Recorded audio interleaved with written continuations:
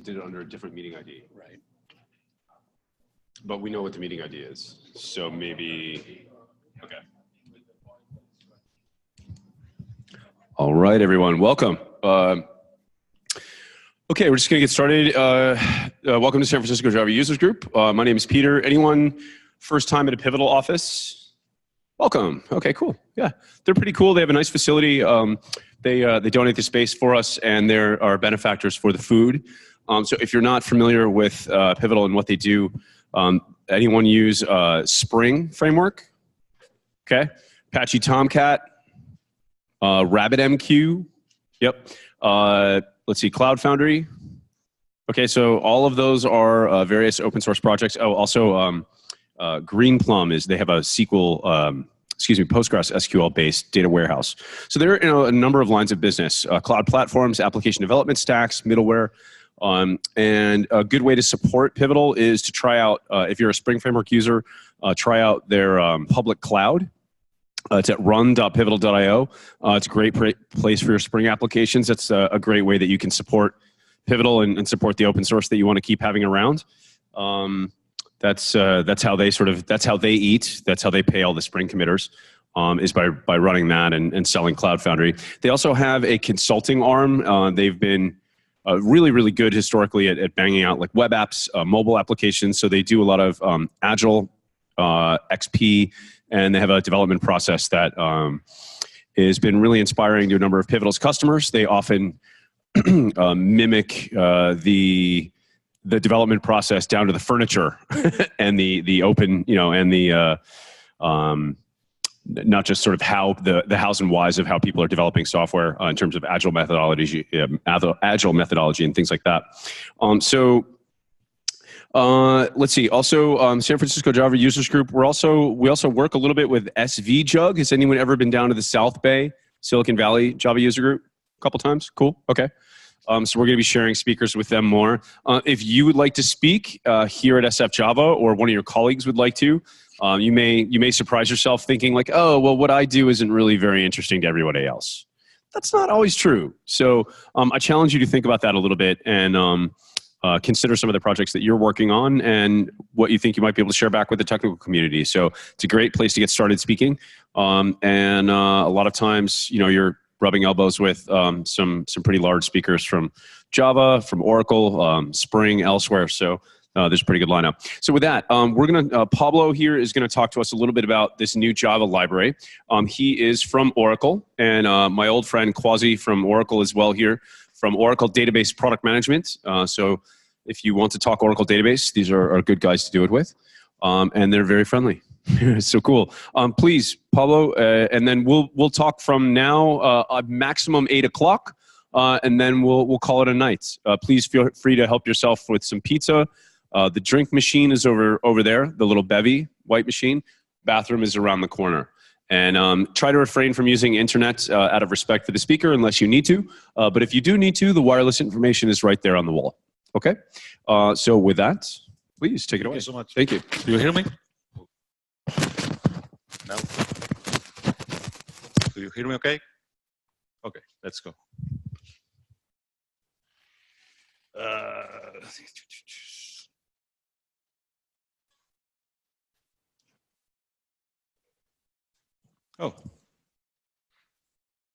So what we are going to talk today is about challenges when streaming data into the relational database, into the Oracle database in particular. We are going to talk about these challenges and how to address them, and in particularly, how did we address those challenges from the library that we are presenting you today. We are going to show you the API of the library. We are going to show you some code samples and how to use the library.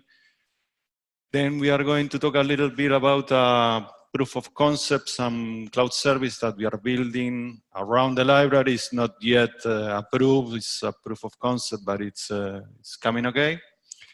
We are also going to run a very quick demo on the cloud service and the performance that we have been seeing by running some tests on it. So, what are the challenges when streaming data into the database? Scalability. You have thousands of concurrent clients trying to stream data into the database. If each one of them are going to acquire one connection, that is going to impact on the database. So that's never something that you can do. Responsiveness. The database behaves blockingly until, if you are using JDBC, play JDBC. So if you are sending something to the database and you got a block waiting for a response, that also is not going to scale. And lastly, elasticity, being able to grow and to decrease depending on the demand. The most important part of all this point is that in these scenarios, if you're trying to solve this by just using plain JDBC, that's not going to work. By the way, that's important. Kwasi and me, we are in the team of JDBC at Oracle, so we know that it doesn't scale. That's why we come up with this library. What are the other challenges to do routing without changing the client? That is something that is all the time when we talk with customers is happening, that they need to route the request depending on something, and we come up with a lot of things that we already have to do that, but they need to change the client to do it. So another interesting feature to add in the middleware is this capability to route depending on what the client is doing. Not only for the payload, for what is sent, but also for the backend. If you have multiple instances of your database, one of them goes down, or you want to load balance depending on the load of each server, to be able to do that in the backend without changing what the client and what the coding that he's making. And obviously also being able to run upgrades on the database without changing the client. Like a summary, provide an abstraction layer, providing all these features to the client without changing the code that they are taking. So let's dig into the library. This is the most important slide of the whole presentation and why we are here today. What are the most important features of the library? Is the fastest insert method into the Oracle database. This is direct, sure.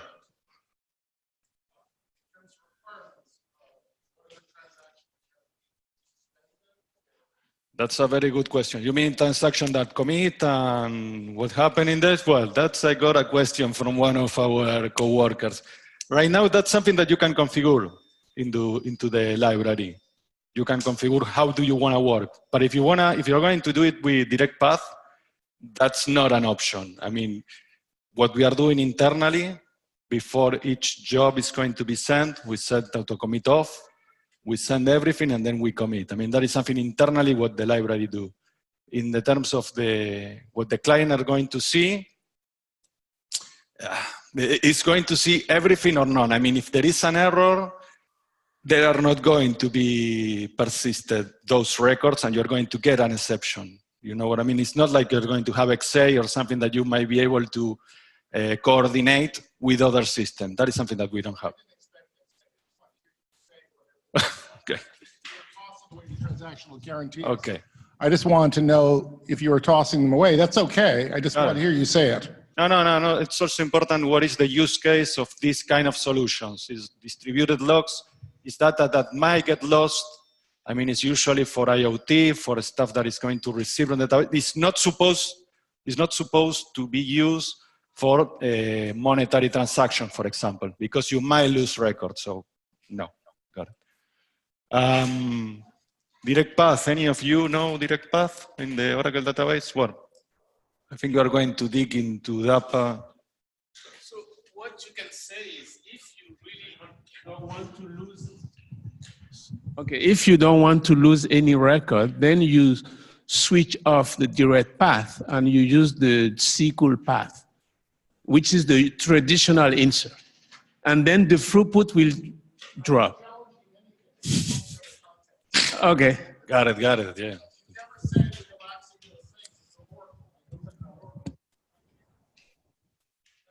That makes sense, yes. Thank you for the question, by the way.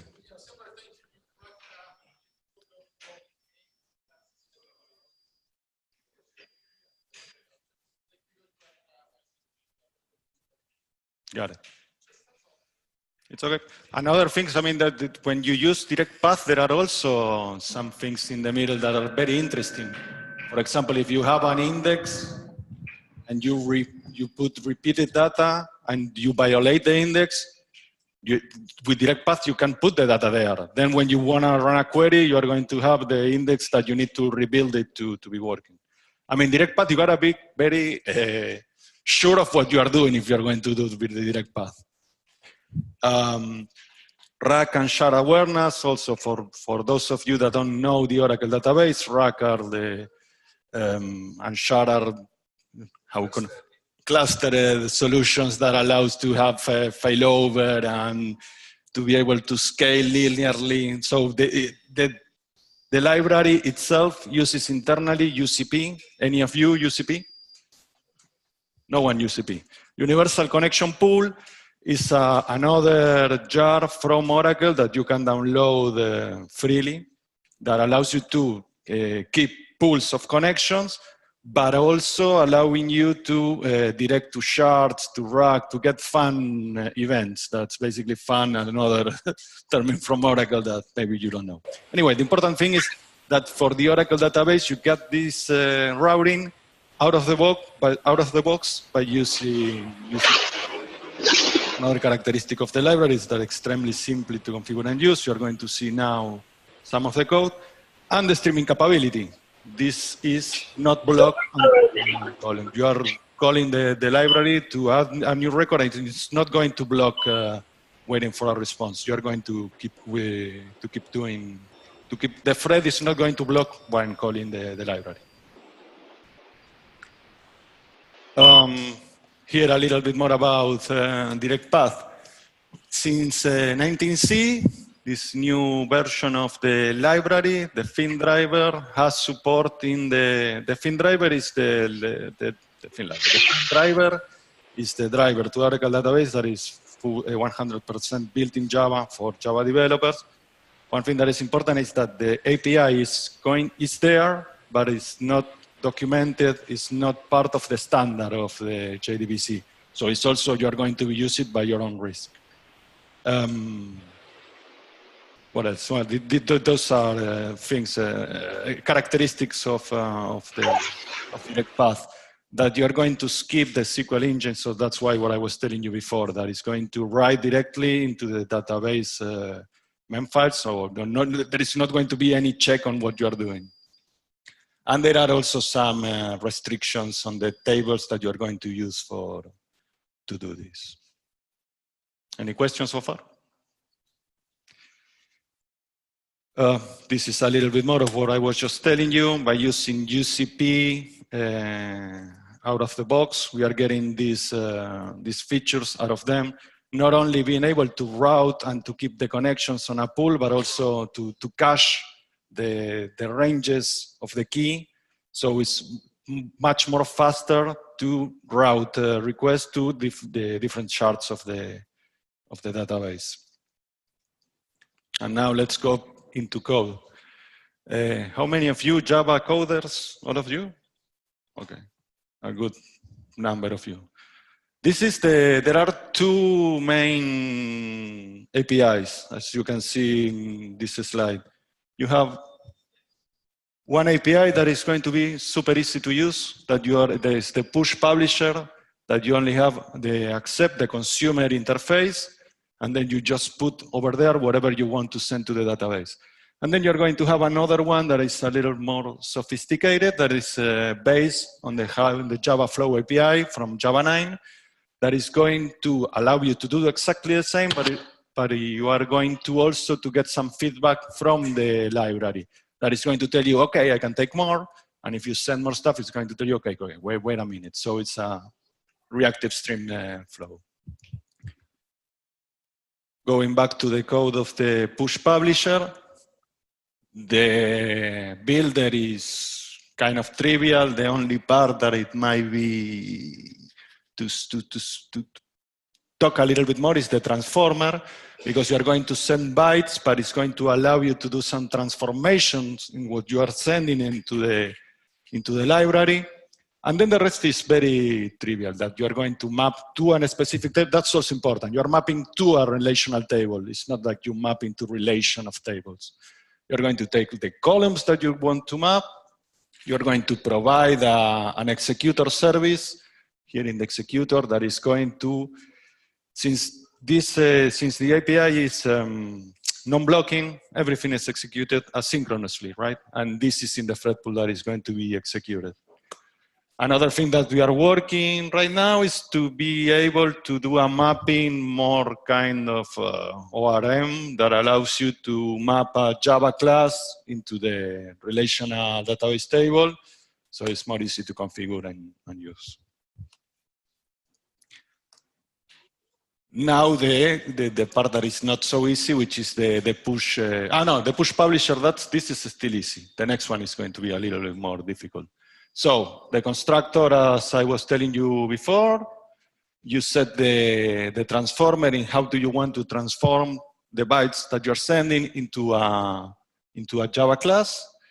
You're going then to map the Java class into columns. And finally, the ways to use it is super simple. The library, what provides you is a subscriber.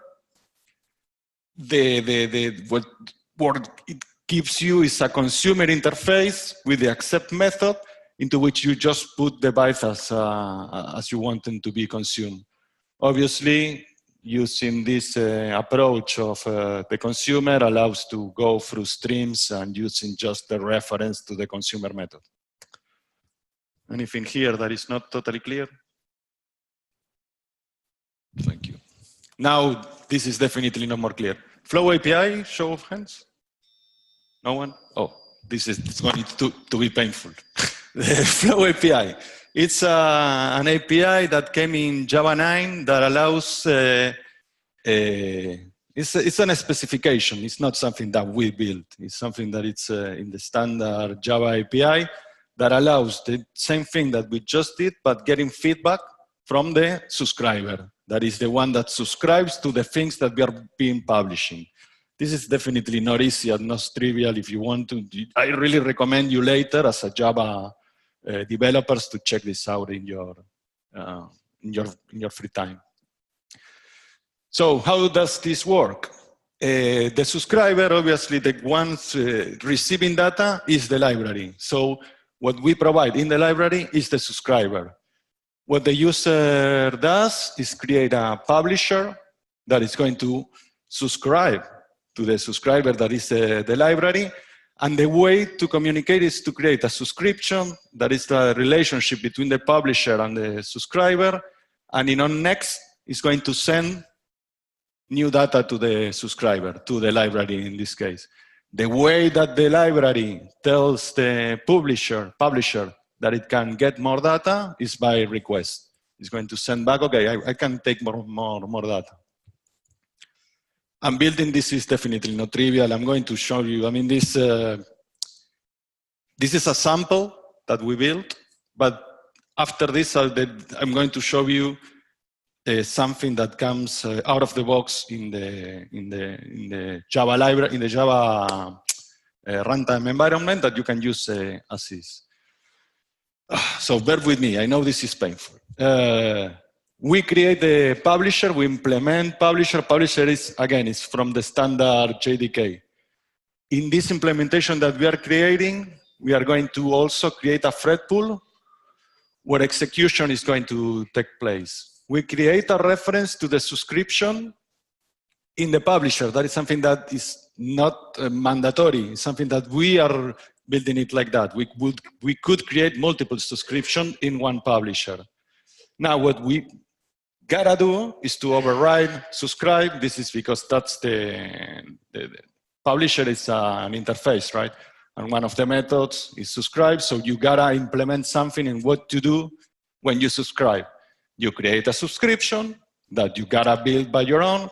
You execute the subscriber on subscribe method. And this is optional. You can start publishing. What is going to do start publishing? You are going to use the thread pool that is already part of your class. And in there, you are going to start to send data to the library, which is, like we say, is on next. This is just a sample again. The publisher.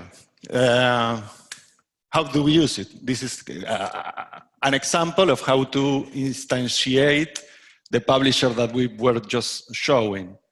You create the publisher and you subscribe to what the library is giving you, which is the subscriber. That is when you make the relationship between those two.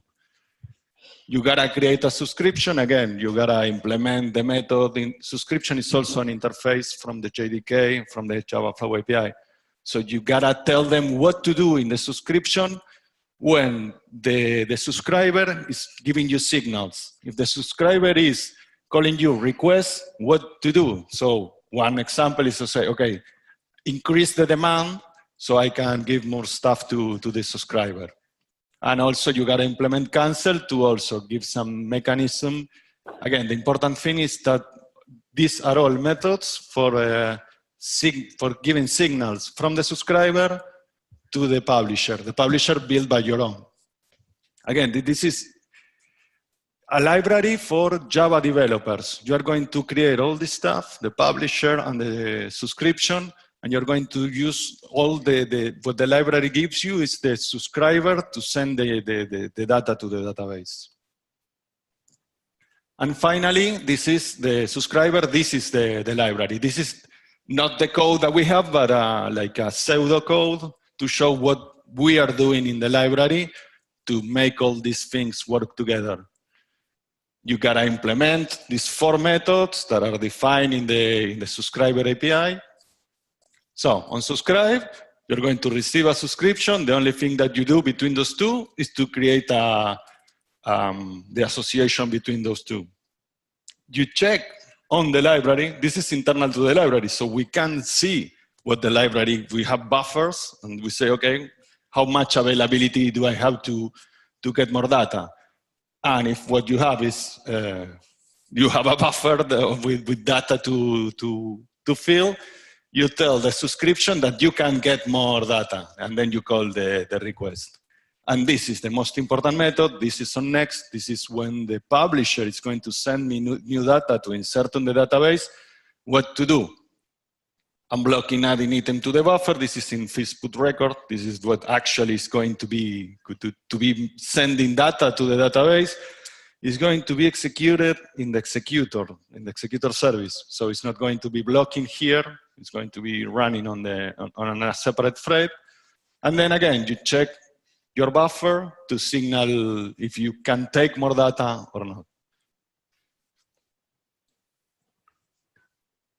Well, I know that was painful. So luckily, the Java runtime environment have classes that you can use out of the box to connect to the Flow API. One of them is the submission publisher that you can create, and it's going to create with all the things out of the box for you to already use. And the only thing that you are going to do is to hook with the subscriber from FIS. And that's it. With only these 2 lines of code, you're going to be able to use the Flow API and the library. And then just use the methods that are defined in the submission publisher, in this case, submit, and the data that you want to use. And what is most important, I think, is going to be in the future to allow us to hook up with other frameworks, right? This is relatively new, so there isn't a lot of frameworks doing this, but it's going to be used in the future. So this is a way to hook all this together. Beyond the library, okay, what are we going to do with the library? This is a cloud service that we've been working the last year or so. It's still not approved. Still, we can talk about it.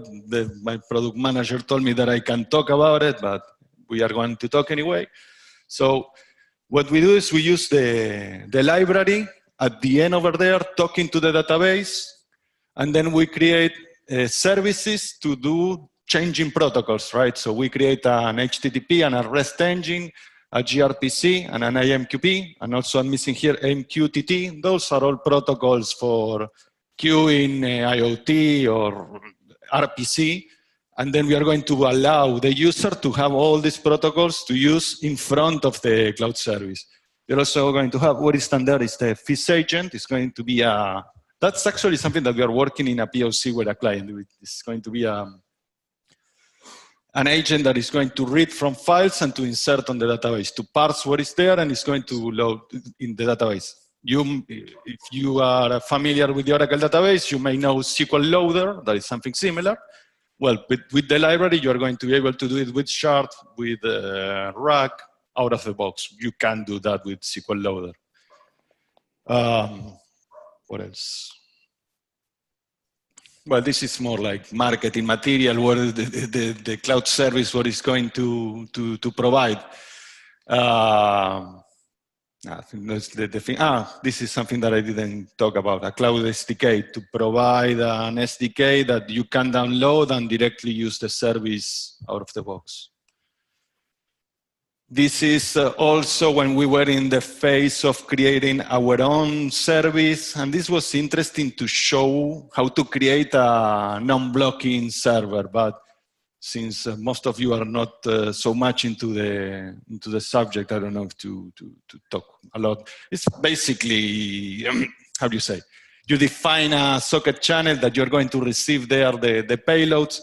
You define that it's not going to be blocking, so it's not blocking in multiple requests from multiple clients. And then the only thing that you do is to buffer what has been sent so far to eventually send to the library. The demo. Let me explain what was the demo. This was 2 years ago, so we are a little better right now. In this demo, I have it's a short clip showing the demo. We have in an Exalogic node an Oracle database, 19C. There is the definition of the Exalogic. Then we are going to create the server that I was just showing you, the non-blocking server running in another Exalogic node. And then we are going to run JMeter simulating load against this server. It's going to create 10,000 threads, sending one payload, 4 payloads per second, with a pause of 0.25 seconds.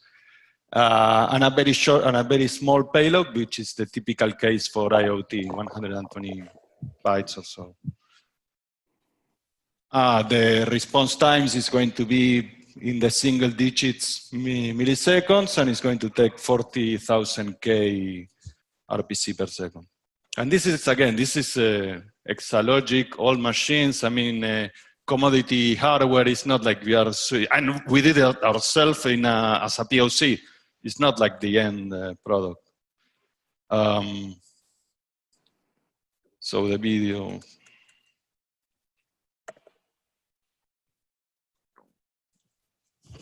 Is it showing? Oh, no.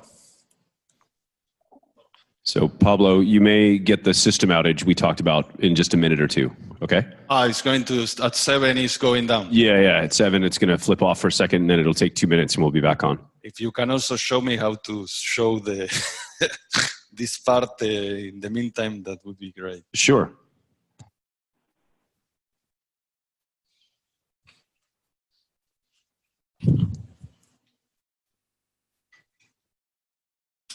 Oh, I need to, mirror the displays.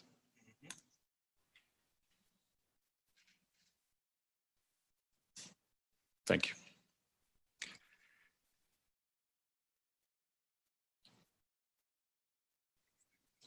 There you go. But we wait for the... Probably should, yes. Okay. Any questions so far?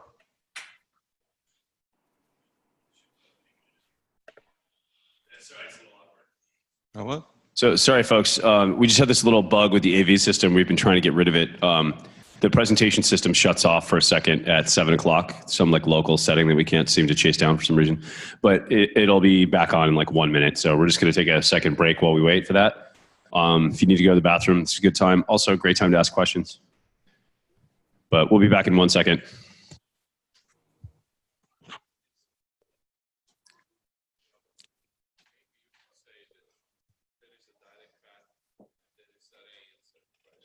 At what? I need number Right, 2, insert. Mike. Oh, yeah. So, and the speed is comparable. Yeah. Okay.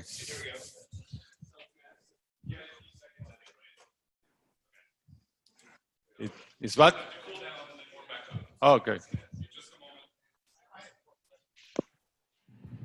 See. Hi.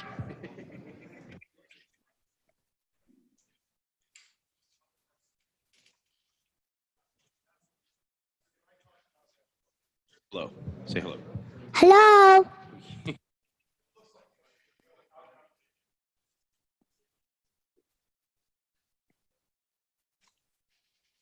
Hello.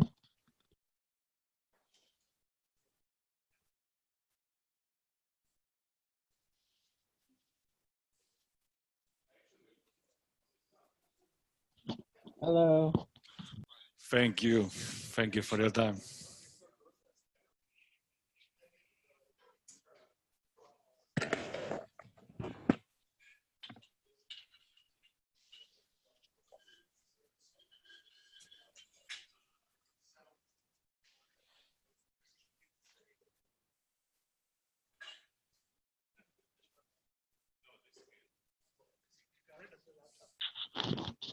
Oh.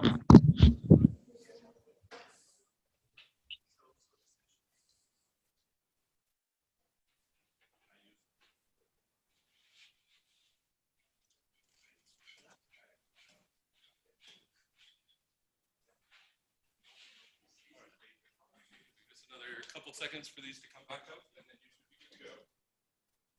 Sorry for the intermission, folks. Array insert.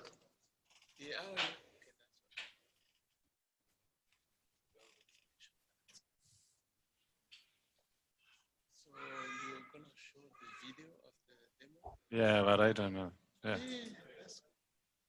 That's 5 minutes. I'm just going to. Okay.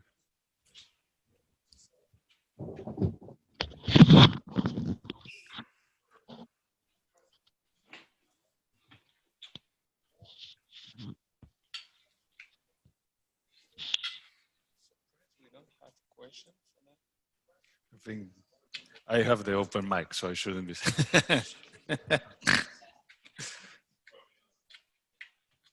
Okay, let's keep going.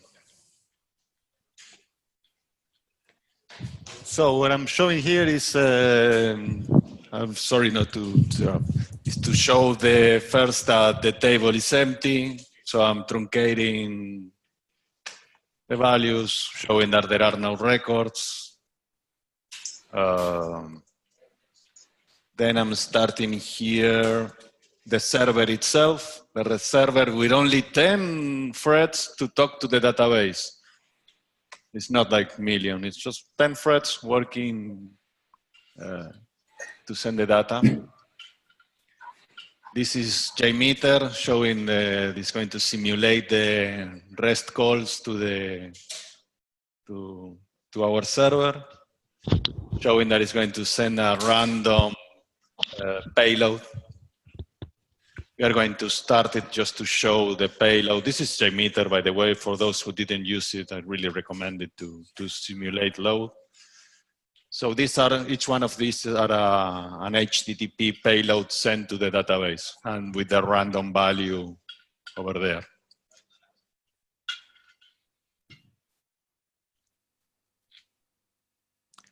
It's going to run a little bit more. I'm showing there the length, which is, in this case, it's 1K. Then when I run the actual experiment, it's going to be 120 bytes. I stop it here because that was running on my computer, but what I'm going to do here is run from an Exalogic with actually 10,000 threads. I couldn't be running 10,000 threads from my computer. So this is what I'm going to execute from an Exalogic server. And then it's starting the JMeter execution. Those are the active threads, so far 500. Here I am already seeing data being inserted, 1,000 concurrent threads sending data to the database. Already 1200 RPC per second. I can show also that the data is already being inserted in the database, 40,000 records. Already 3,000.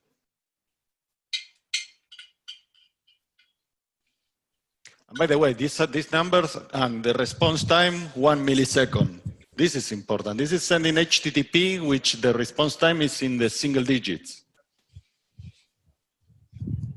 In the POC that we are running right now with a customer is using, but only using, not using HTTP, using files, is allowing to put 500,000 records per second into the database. But that's a real productive database, not these environments that we use for testing.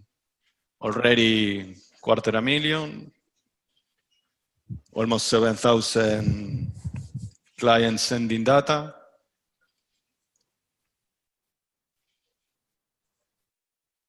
Response time 1 millisecond.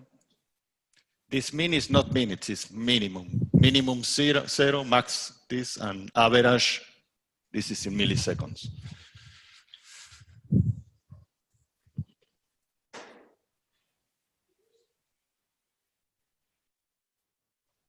Almost the 10,000 are already started.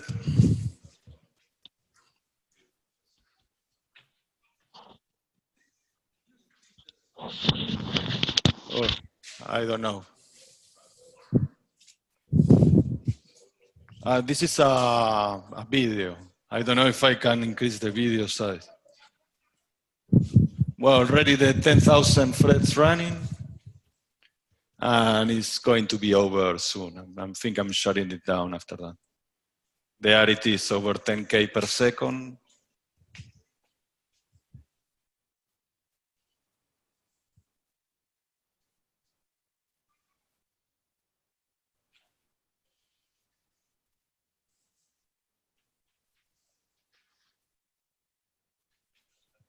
And I think it's, at this point, I shut it down and just let it be. Yeah. There is a stopping and showing in the database that this actually 1 million records are inserted. There you go, 1,100,000 records inserted. And well, to finish up,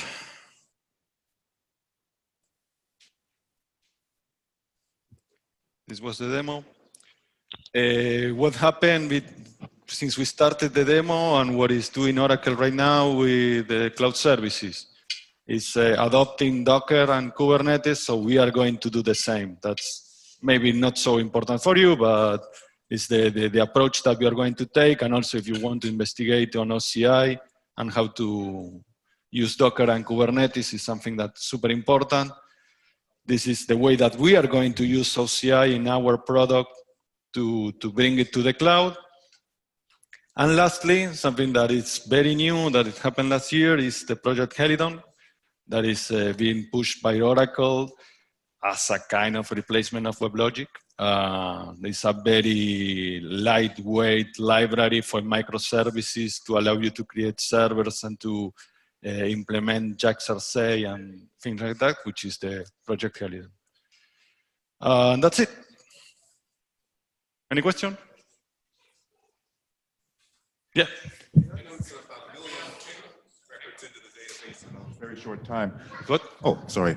That demo was about 1 million records, over 1 million records into the database in a very short time, yes. And it bypasses the SQL engine and everything to do that. Yes, the demo, it was more about the cloud stuff. It was more about this thing, the whole thing, not the library itself. It was more about the server and how to expose with REST. If we are going to talk only about the library, sending direct path to the database, we are talking about different numbers. Okay. For example, now, yes, I know for this it's very slow, very low. We are running right now a demo with one customer. We are using files, not using HTTP. I mean, we get in files, and those files were being able with the library to put 500,000 records per node. I mean, Okay. every single node can have 500,000 records per second. To the Okay. database, yeah. No, I know that it was these numbers for that. Yeah, That's over this whole system, cloud system networked and everything. Okay. exactly. That's a good question. Thank you. Anybody? Okay. Thank you.